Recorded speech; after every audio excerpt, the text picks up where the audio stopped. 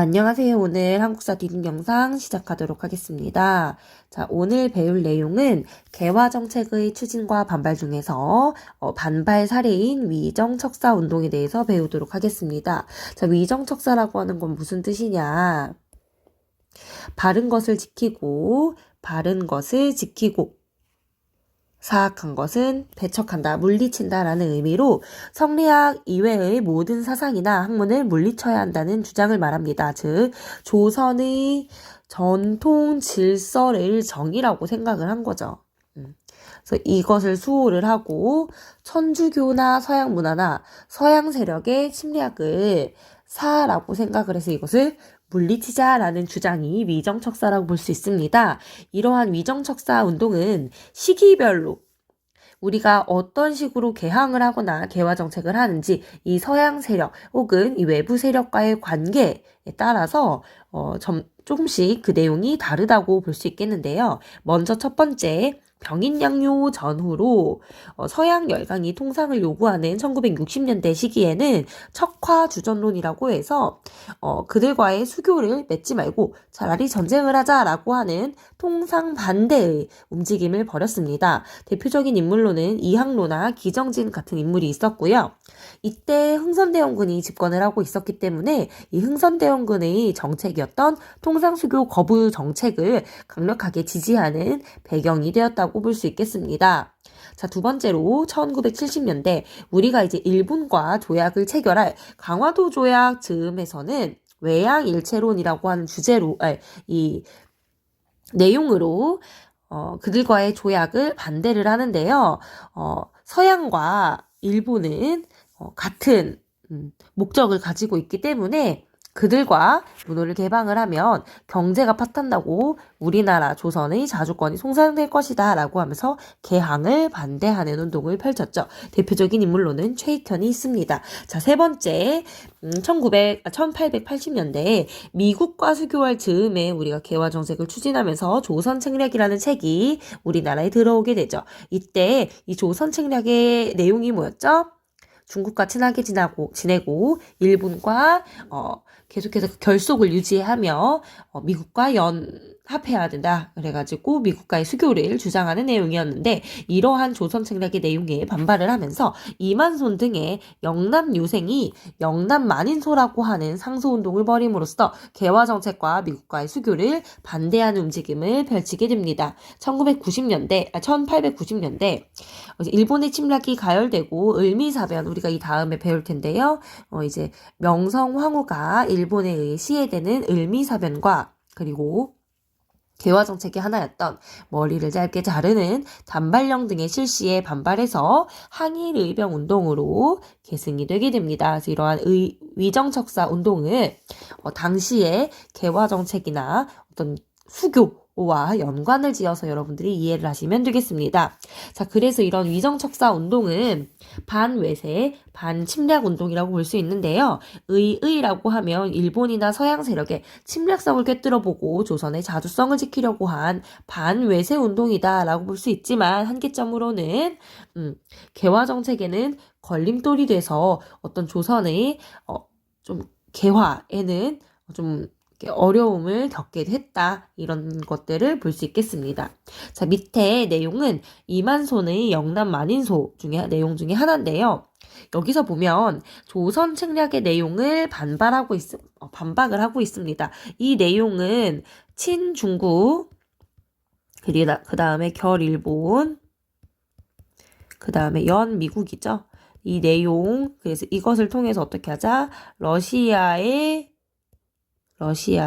남하에 대해서 우리가 막아내자, 조선의 책략을 마련하자라는 내용인데요. 여기서 보면 청은 우리가 신하로서 섬기는 바며 이미 속방의 직분을 충실히 지키고 있는데 무엇을 더 친할 것이 있겠습니까? 일본 같은 경우는 우리한테 매여있던 나라인데 그들이 우리랑 이런저런 일들이 있었던 임진왜란 같은 게 있었던 것이 아직도 우리가 기억을 하고 있는데 그들이 만약에 함부로 쳐들어오면 어떡하려고 그들과의 이런 결속을 강화하느냐. 게다가 미국은 우리가 잘 모르는 나라인데 괜히 우리가 타인의 권유로 불려들었다가 그들이 만약에 어려운 청을 하거나 우리를 힘들게 한다면 어떻게 할 것이냐. 게다가 러시아는 우리랑 혐의가 없는 나라. 그러니까 우리랑 사실상 뭐 트러블 같은 게 없었는데 공연히 남의 말만 듣고 우리가 러시아를 견제를 하다가 혹시라도 그것 때문에 틈이 생겨서 외교 관계가 좀 안 좋아진다면 어떻게 하려고 하는 것이냐라고 하면서 조선 책략의 내용을 반박을 하고 있죠. 상당히 설득력이 있고 그리고 이 내용도 논리적이라고 볼 수 있습니다. 특히 타인의 권유, 남의 말 다 누구를 얘기하는 거예요? 중국을 얘기한다라고 볼 수 있겠죠. 자, 그래서 여기까지 위정척사운동 봤고요. 자, 그 다음에 이런 개화정책의 반발의 사례 중에 하나인 임오군란에 대해서 보도록 하겠습니다. 자, 임오군란이라고 하는 거는 임오년에 일어난 구식군인들의 반란이다라고 볼 수 있겠고요. 자, 이 명칭에서 보다시피 주체는 구식군인과 도시 빈민입니다. 그럼 이들이 왜 이러한 반란을 일으켰을까?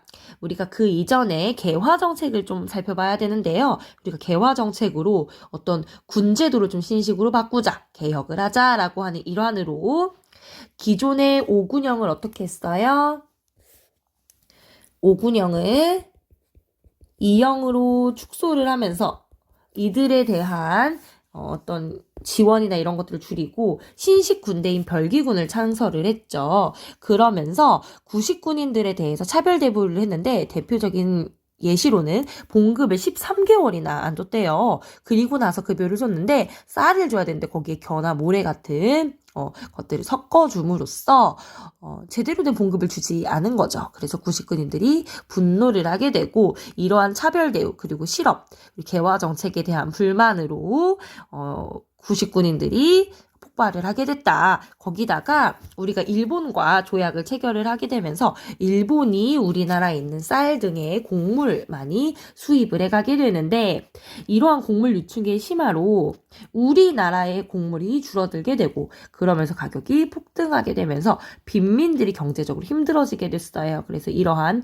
일본 그리고 어떤 개화 정책에 대한 불만으로 임오군란이 일어나게 됐다. 자, 먼저 구식군인들이 봉기를 했고요. 개화 정책을 추진했던 정부 고관 그리고 별기군을 운영하는 데 담당을 했던 일본인 교관, 그리고 일본 공사관을 습격을 해서 이들을 막 불태우고 그리고 이 과정에서 불만이 있었던 도시 빈민들이 함께 참여를 함으로써 이제 막 소요가 더 커지게 됩니다. 그리고 나서 이 개화 정책을 추진했던 궁궐에 침입을 해서 민씨 세력들을 이제 제거를 하고 그리고 명성황후를 이제 찾아요. 민비를 찾는데 이제 민비는 이제 피신을 해서 내려가게 되고 고종은 이런 구식군인들의 불만을 무마하기 위해서 흥선대원군을 데려와서 재집권을 시키게 되고요. 이 흥선대원군 개화 정책을 중단을 시키는데 막 통리기아문이나 별기군을 폐지하고 오군영을 부활하는 등 이들의 불만을 잠재우기 위해 노력을 하게 됩니다. 근데 민씨 일파가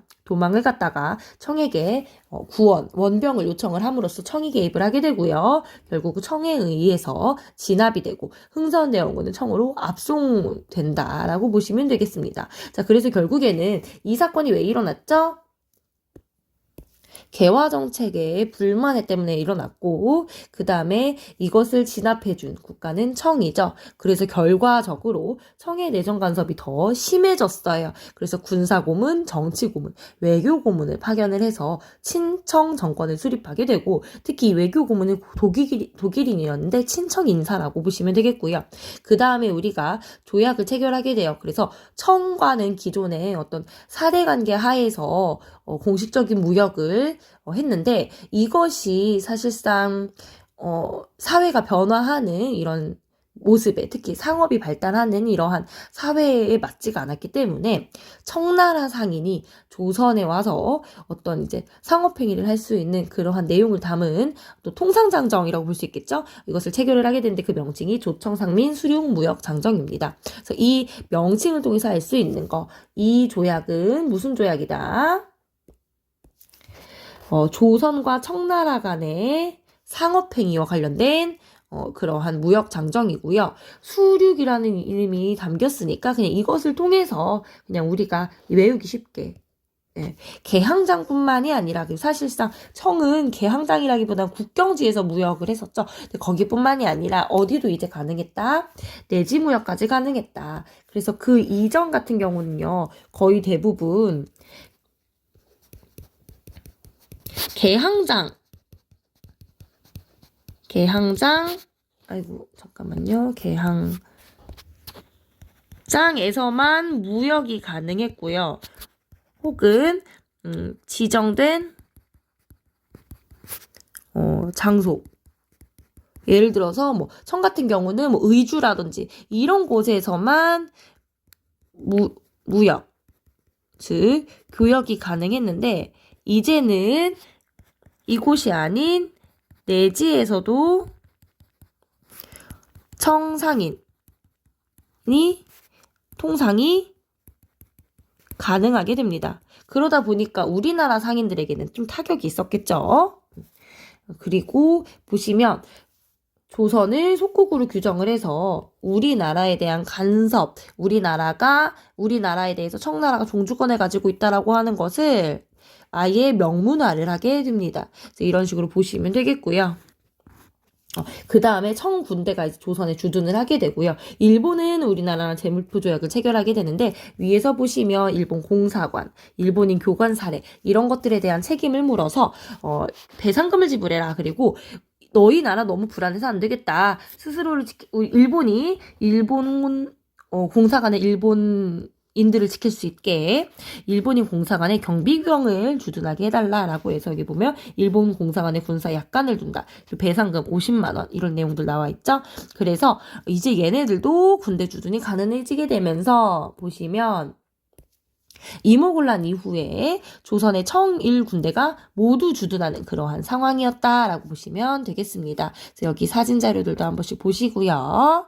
자, 그 다음에 밑에 있는 문제들은 한 번씩 풀어보세요. 수업 시간에 한번 같이 보도록 하겠습니다. 오늘 디딤은 여기까지 하도록 하겠습니다. 수업 시간에 봐요. 안녕.